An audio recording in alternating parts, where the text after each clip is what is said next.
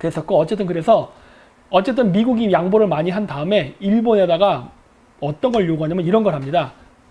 3R, 3OD, 3S 정책입니다. 3R, 미국에 대해서 복수할 마음을 갖지 말 것. 그리고 일본을 완전히 기존의 일본과 다른 국가로 개조를 시킵니다. 이 개조를 시키는 과정 속에서 그래서 제가 얘기했던 기시노부스케, 그러면서 일본의 전통적인 사무라이 사상이나 나데시코 이런 사상을 파괴하기 위해서 기독교를 심었다.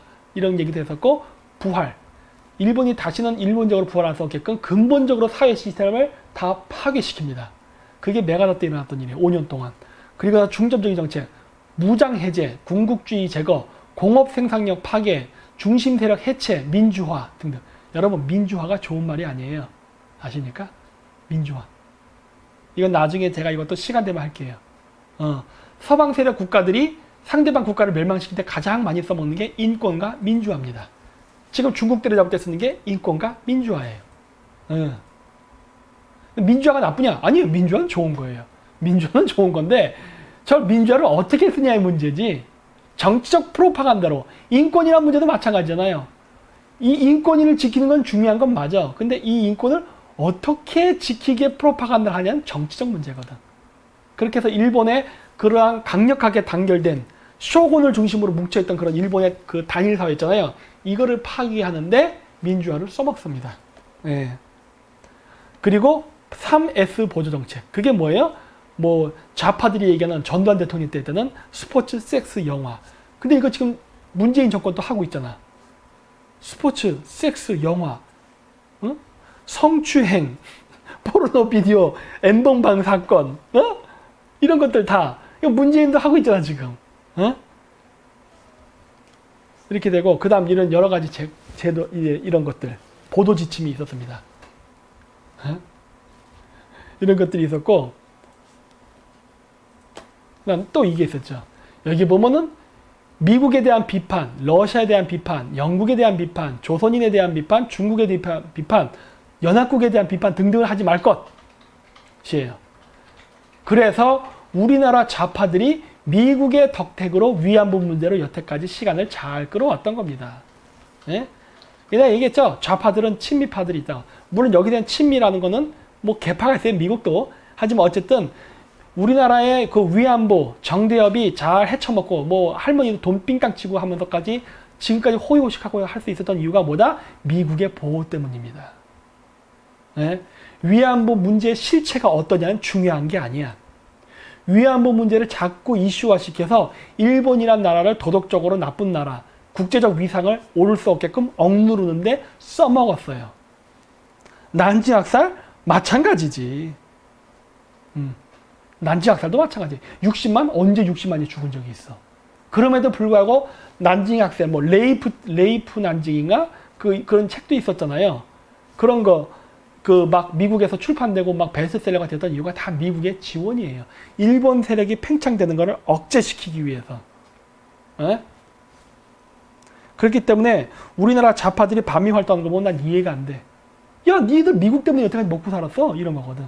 또 한 가지 또 보면은 여러 조약 중에 또 뭐 일본 전쟁 찬성 뭐 등등 빼놓고 여기 보면은 재밌는 게 요 오른쪽 요쪽 칸에 보면은 위에서부터 하나, 둘, 셋, 넷, 다, 일곱, 8번째.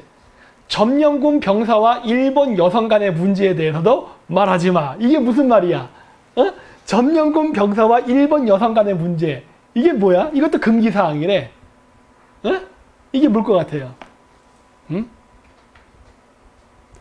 무지막지했죠.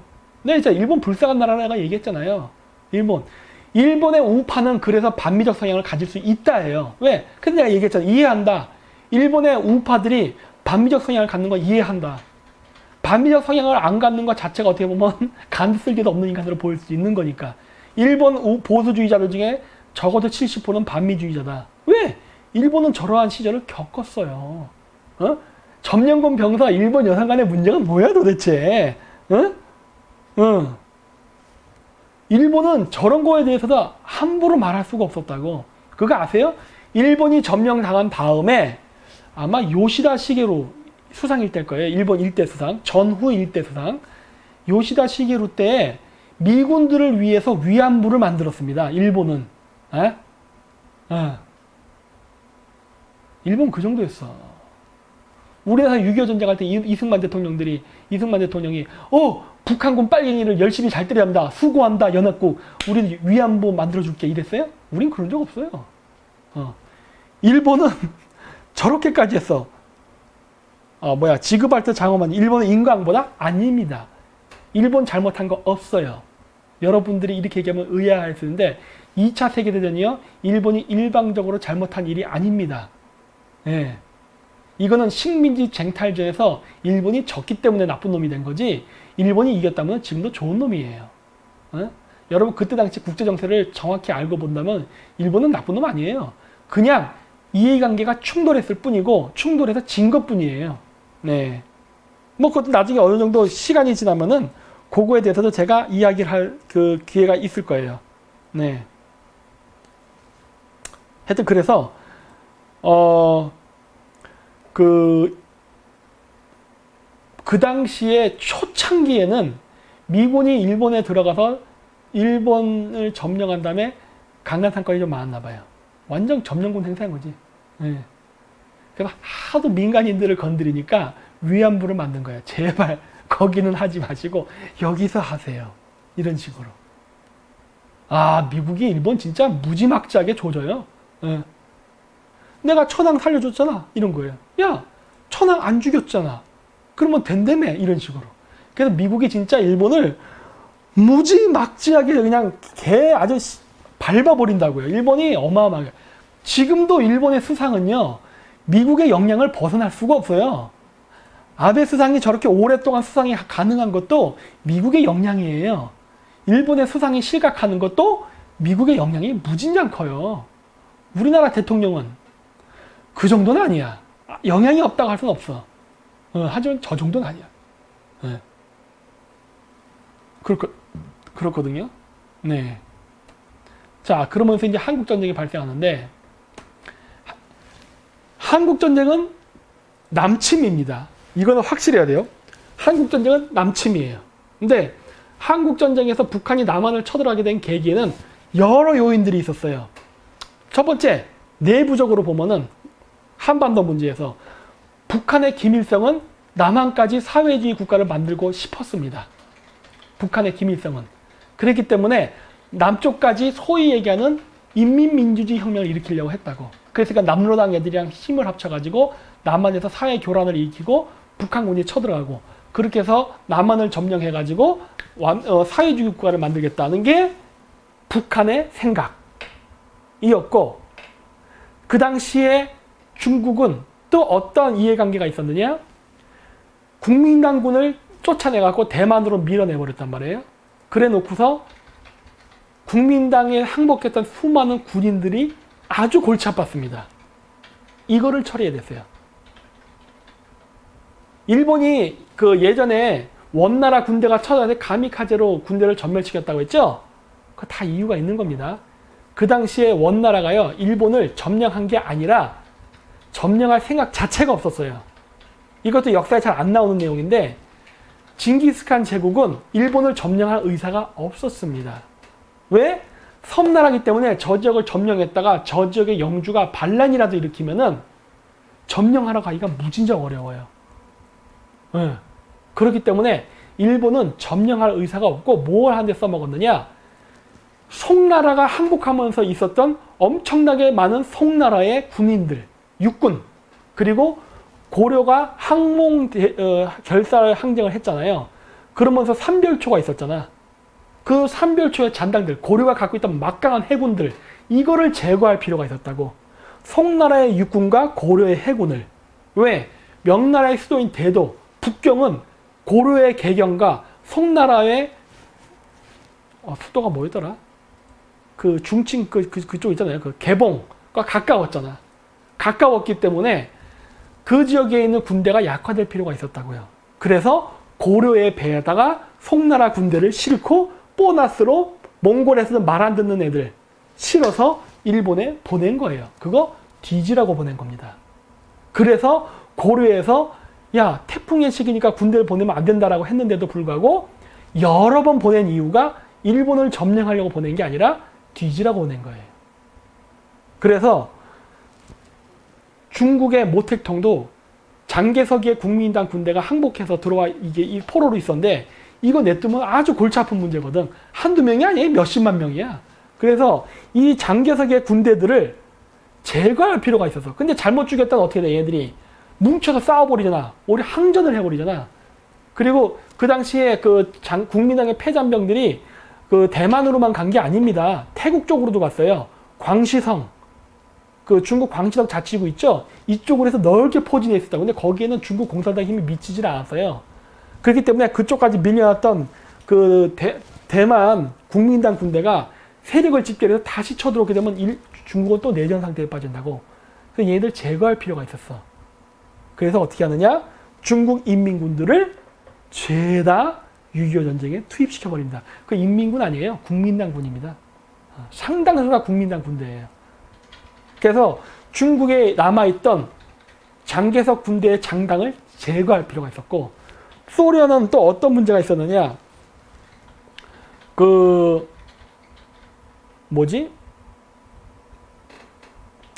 얘네들이 전쟁이 끝나고 나서 얘네들도 지금 여러 가지로 전후 복구를 해야 될 시점이 있었어요.